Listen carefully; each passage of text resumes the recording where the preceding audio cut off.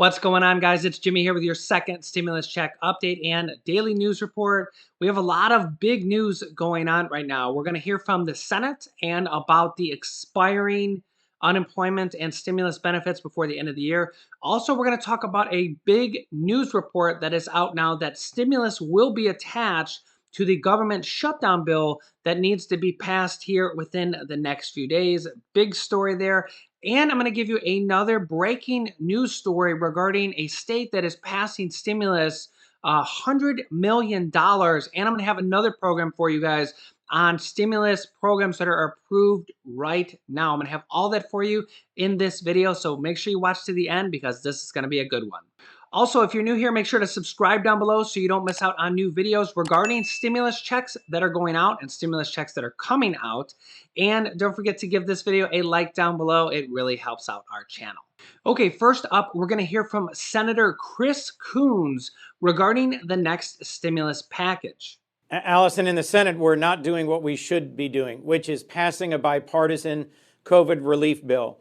We've got already appropriated $130 billion for small business relief. That never should have been allowed to expire. We've got 6 million or more Americans who are so behind on their rent or their mortgage that they face almost immediate eviction when the current restrictions expire. We've got states and counties and cities that are laying off public servants. Months and months ago now, the House passed their COVID relief bill. The Senate has not taken up and passed anything comparable. When President-elect Biden met with Speaker Pelosi and Minority Leader Schumer here in Wilmington, Delaware, a number of days ago, they agreed that we need a broad and robust relief package. Well, that's our core challenge, is that Majority Leader McConnell has steadfastly refused to support a relief package more than a few $100 billion. And there's a big gap between the number that he and his caucus will support and the number that the Speaker supports and the President-elect supports. And figuring out that difference is the hard work of legislating. There's a group of us exploring, doing outreach, trying to find Republicans in the Senate who are willing to increase their commitment above what their majority leader has said so far. But it's not been, we haven't made great progress to date. That was Senator Chris Coons with some strong words that the Senate has not been doing their job and they need to pass stimulus. And there's all this money that has been passed that hasn't been used and these expiring benefits that should never be left to expire. I remember talking with you about the benefits cliff when the CARES Act expired back in July, but the totality of what you're going to lay out for us, I think, might add up to a bigger economic issue come Jan 1. Yeah, I talked to some experts and an economist who said this is really a perfect storm as we're seeing all of these programs expire as COVID cases rise. This could be devastating on a personal level for individuals, but it could also slow the economic recovery. So let's look at some of these programs that are set to expire next month. First, you have the unemployment insurance expansions. We have those two programs, one that lets gig workers and independent contractors access benefits, the other that gives 13 extra weeks of benefits to laid off workers.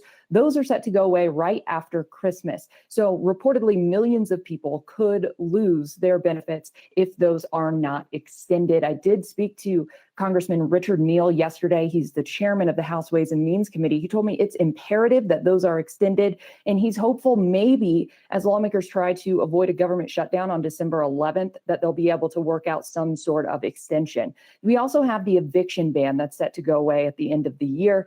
And renters don't just automatically have to start paying January rent. If they haven't been paying rent for the past few months, they have to pay that back. So that's why we're hearing lawmakers push for forgiveness or more relief for renters to help them pay the back rent that they may owe. It's a similar situation with student loans. Those payments have been paused, but they're set to pick up again in January. One expert told me that that's just another example of kicking the can down the road, and there needs to be cancellation to actually make a difference for many borrowers. And we also have paid family leave that's set to go away. One of the initial coronavirus relief bills included paid leave for some workers at businesses with fewer than 500 employees. They got paid leave if they got coronavirus, or if they had to care for someone who had it, or if they had to care for kids whose school was closed.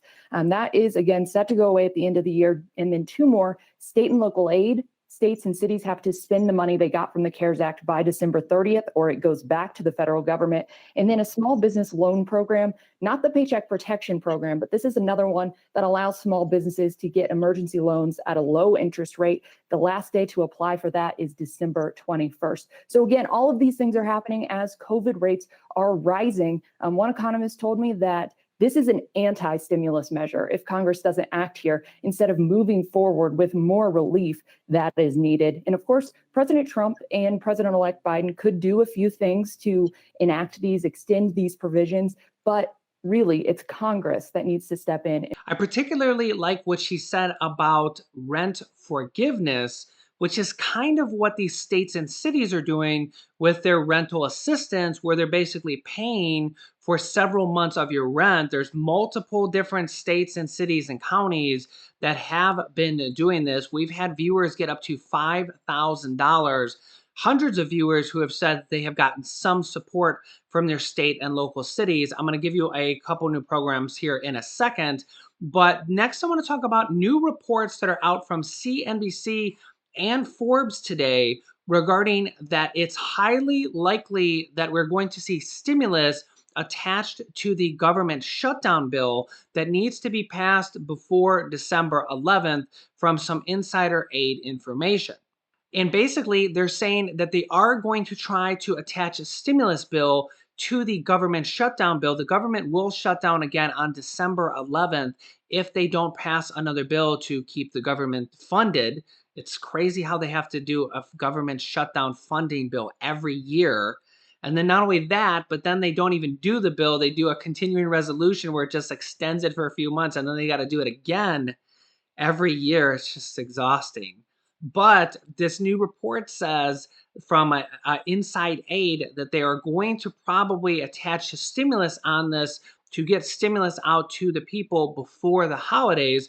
The question is, will they use that $800 billion, those several different programs? There's that 130 for PPP money. There's $500 billion in the Treasury, and there's over $800 billion total that they can use that's already been passed from previous stimulus programs. Will they use that money, or will they add additional money to it, say a $500 or $1 trillion bill from Mitch McConnell in the Senate to attach stimulus to this bill to get people relief and stimulus out before the holidays, which is honestly, I really desperately hope that Congress sends something out before the holidays to help Americans in need, because it's actually kind of pathetic that they haven't. My wife will tell you, she's in the other room, but it's just sad that they haven't sent us out anything else before Christmas. And I really hope that they're not the Grinches that we think they are, that they can get us some stimulus before the holidays, especially with all these programs that are expiring, these unemployment benefits, especially, that millions of people are going to basically be left with no unemployment at the end of the year if these certain unemployment benefits run out, these 13-week extensions and the unemployment benefits for independent contractors who have lost their jobs. There'll be millions more people that won't even be getting any money at all, even though they've lost their job during this pandemic. Also, let me bring you several new state and local city and county assistance programs that are passing stimulus to their residents right now. First up, the city of Statesville, North Carolina is passing utility assistance program through December 31st for potentially up to thousands of dollars in Statesville, North Carolina. Next is Tarrant County, Texas, rental assistance for county, the entire county, thousands of dollars in rental assistance up until January of 2021. And here is a big one. Governor Whitmer from Michigan is seeking $100 million to get stimulus for the entire state that will, quote, provide direct financial support to families and small businesses that have been hit hardest during the pandemic. She's seeking up to $100 million for a new stimulus package for Michigan residents.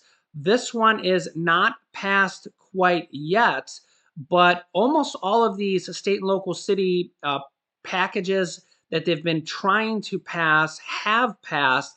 I don't think I've seen any that have been declined because states and local cities are not the Mitch McConnell and Nancy Pelosi's of the world. These states and cities and counties are passing stimulus almost on an everyday basis across the country. So I will keep you updated on this one, $100 million for Michigan residents. Also, I have a video coming out where I'm going to recap all of the past programs I've had in the past weeks, because there's states all across the country, cities all across the country, and if you or anybody you know is from any of these areas, you won't want to miss out on these programs, and I'll throw in some new ones on that also. That's going to be a big video with lots of information because these programs are helping millions and millions of people. Also, in every video, I'm striving to bring you at least 1 or 2 new programs in every new video. So make sure you're subscribed with the bell icon on to all notifications.